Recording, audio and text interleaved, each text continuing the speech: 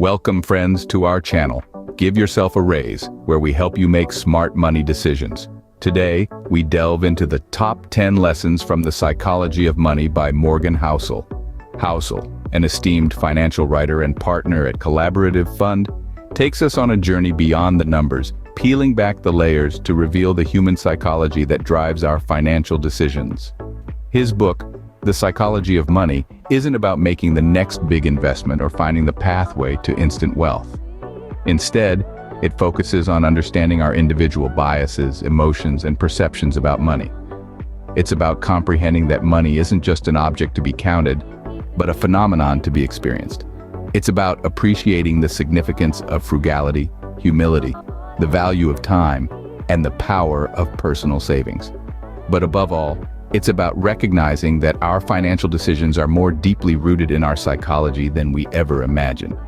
So buckle up and open your minds as we delve into this fascinating subject. Let's unravel these 10 lessons that could potentially revolutionize your financial perspective. First off, we tackle the concept that luck and risk are closely intertwined. Imagine this. You've got a solid financial plan, right? You're investing wisely, saving diligently, doing everything by the book. But then, out of the blue, fortune smiles at you. That little startup you invested in as a favor to a friend skyrockets, and suddenly, you're rolling in wealth. That's luck. On the flip side, consider a seasoned investor, someone who's been in the game for decades, has a tried and true strategy. But then, an unforeseen market crash wipes out a significant chunk of their portfolio. That's risk. Luck and risk, they're two sides of the same coin. They can tip the scales of financial success in unexpected ways, regardless of your money management skills. And that, my friends, is an important lesson to remember. Financial success isn't just about skill and strategy. Luck and risk play their parts too. Moving on, we explore the impact of socioeconomic status on economic success. The environment in which we grow up, the financial habits of our parents, and the economic opportunities available to us all play a significant role in shaping our perception of money. Some might be born with a silver spoon, while others may have to work their way up from the bottom. It's crucial to acknowledge this diversity and how it influences our financial decisions. Our socioeconomic status can affect our spending patterns, saving habits, and even our investment strategies. For example, those from a less affluent background might be more cautious about investing, fearing the risk of losing their hard-earned money. On the other hand, those from a wealthier background might be more willing to take financial risks, knowing they have a safety net to fall back on. However, it's important to remember that while our socioeconomic status can shape our financial journey, it doesn't have to define it. No matter where we come from, we all have the power to develop effective money management skills and build our own path to economic success. Our third lesson highlights the importance of humility and frugality in staying wealthy. Holding on to wealth is as much about mindset as it is about numbers. A humble mindset shields us from the dangerous illusion that past success guarantees future returns. It keeps us grounded, open to learning, and cautious of overconfidence. Now let's talk about frugality. Being frugal is not about being stingy or cheap, it's about making thoughtful decisions on where to allocate our resources. It's about understanding the true value of money, recognizing that every dollar spent today is a dollar less for tomorrow. Frugality is the practice of prioritizing long-term financial health over short-term gratification. So, even when you've attained financial success, remember to stay humble and frugal. These virtues are not just about preserving wealth, they're about building a sustainable lifestyle that respects the unpredictable nature of life and the ever-changing dynamics of the financial world. Humility and frugality are the often overlooked guardians of wealth. Our fourth lesson underscores the value of control over one's time. It's a common misconception that money is the most valuable resource we possess. However, if we delve deeper, we realize that time, not money, is our most precious asset. Each tick of the clock presents an opportunity that, once passed, can never be regained. Consider this: money lost can always be earned back, but time once lost is gone forever. This makes control over our time an invaluable aspect of our lives. So, how does this tie into financial success? Well, when you have control over your time, you can choose what to invest it in.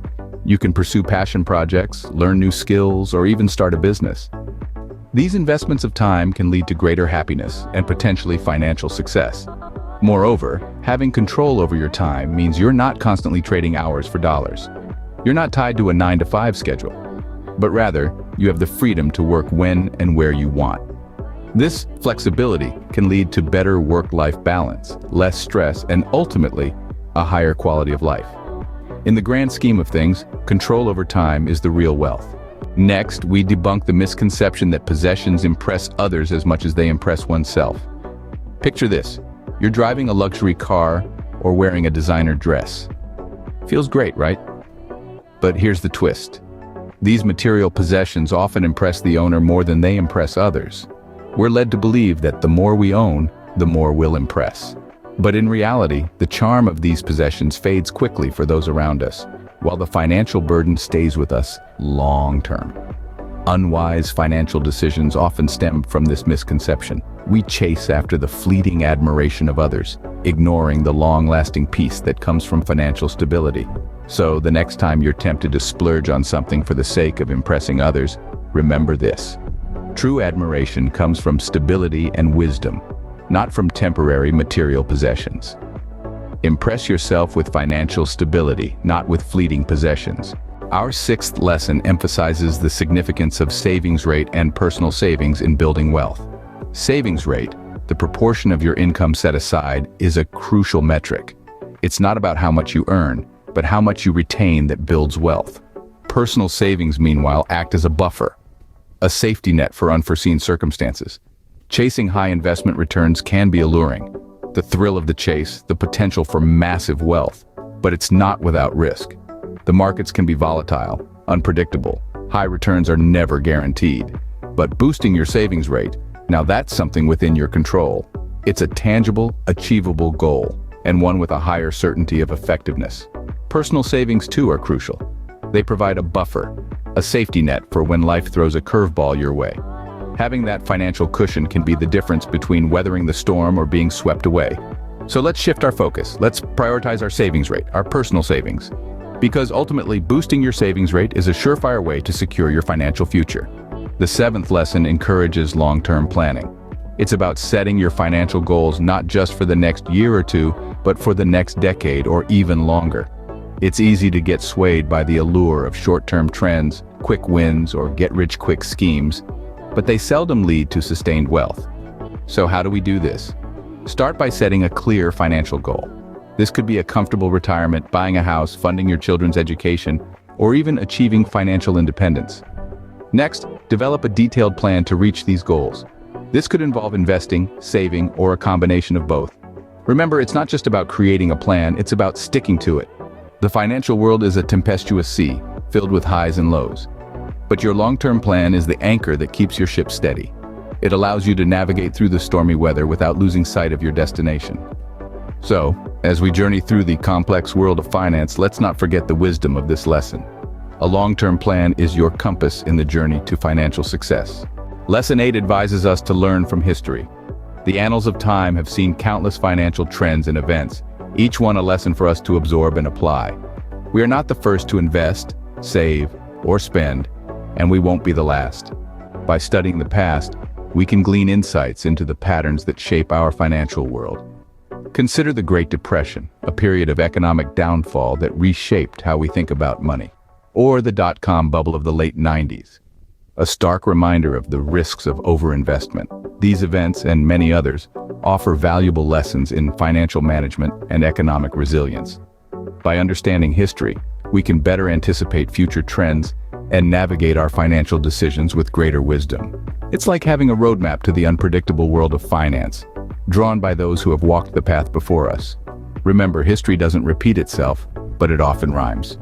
So let's not ignore the lessons it offers. History is a wise teacher, especially when it comes to finances.